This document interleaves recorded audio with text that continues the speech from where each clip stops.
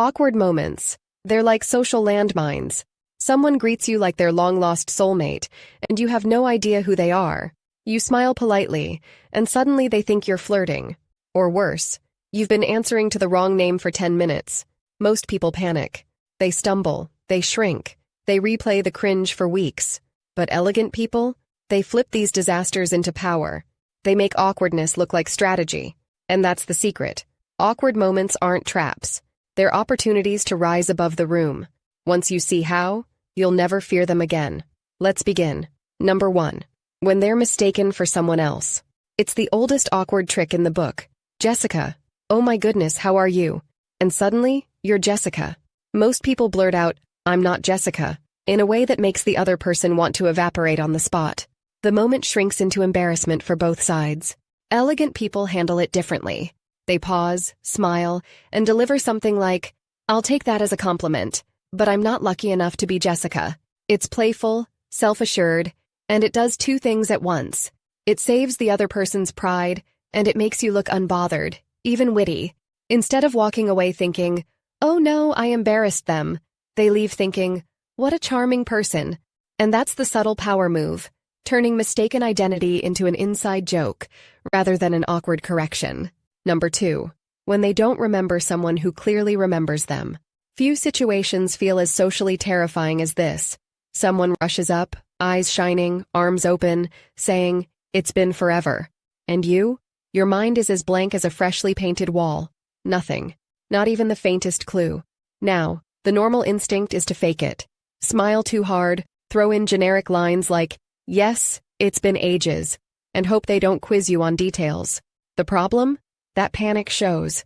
The more you overact, the more obvious it is that you're lost. Elegant people skip the theater. They laugh lightly and say, I know we've met and I remember your energy, but remind me where we connected. Here's the magic. Instead of leaving the other person feeling invisible, you've just complimented them. You remembered their presence, even if you didn't recall the setting. And that flips the script. Suddenly, it's not about your memory lapse. It's about how warmly you value the reconnection. And let's be honest, we all forget faces, names, entire people. Pretending otherwise doesn't make you elegant. It makes you human with stage fright. What does make you elegant is being able to admit it with such calm that nobody feels slighted. It's not just getting away with forgetting. It's making the other person walk away thinking, she didn't remember me, but somehow I feel remembered anyway. And wait until you hear what they do when silence itself turns into the enemy. Number 3. When friendliness gets mistaken for flirtation. You're chatting politely, smiling, being your normal, approachable self, and suddenly you realize they've taken it as flirting. Cue the panic. Do I suddenly drop my smile and start quoting the stock market? The clumsy reaction is to pull back sharply, instantly turning warmth into tension. Elegant people slide in a gentle redirection. My partner would love this place. We'll have to come together. Or the killer line. I'm so glad we're friends. The boundary is clear, but nobody leaves humiliated. That's class. Number 4. When casual conversation gets mistaken for an invitation. This one sneaks up on you. You're casually talking about an upcoming event, maybe a concert, a dinner, even your own wedding, and suddenly the other person beams and says, oh, wonderful. I'd love to come. Now you're stuck in social limbo.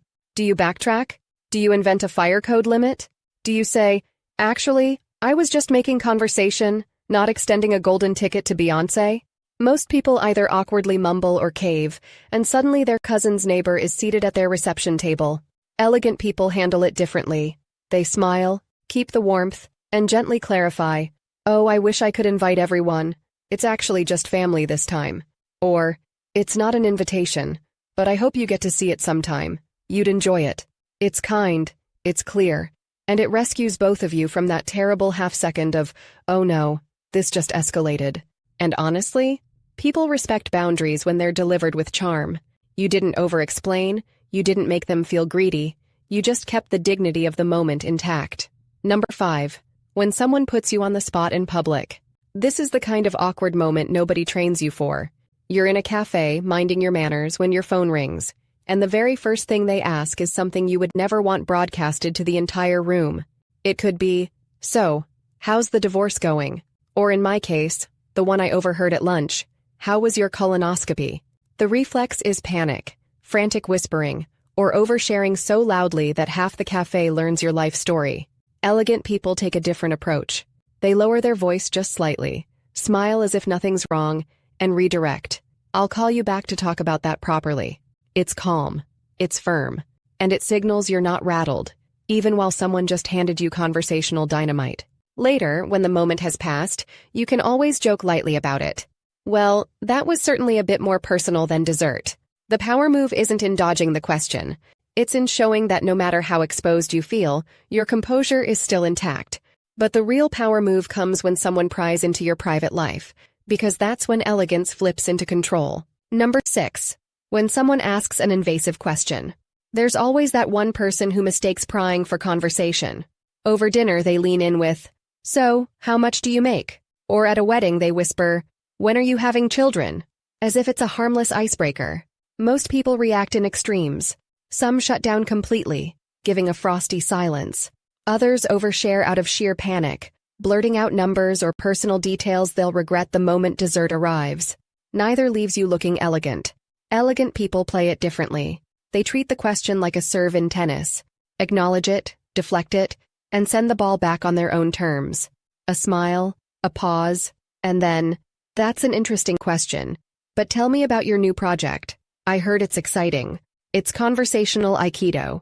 You don't block with anger, and you don't cave with oversharing. You just pivot smoothly, leaving the asker to stumble after the subject change. And here's the kicker. The room remembers your composure, not their clumsy curiosity. Number 7. When silence turns unbearable. Ah, the dreaded silence. No words, no sound, just the hum of the air conditioner and the rising sound of your own pulse. Most people panic fill. They babble about weather patterns or Netflix recommendations until everyone wishes the silence had stayed. Elegant people let the pause live for just a moment. They smile, sip their drink, and then restart with something warm but intentional. So, what's been the highlight of your week? And that tiny shift does something powerful. It makes silence feel deliberate, not accidental. Everyone breathes again, and you've gone from awkward dead air to thoughtful conversationalist. So the next time awkwardness strikes, remember, it's not about dodging the moment, it's about flipping it.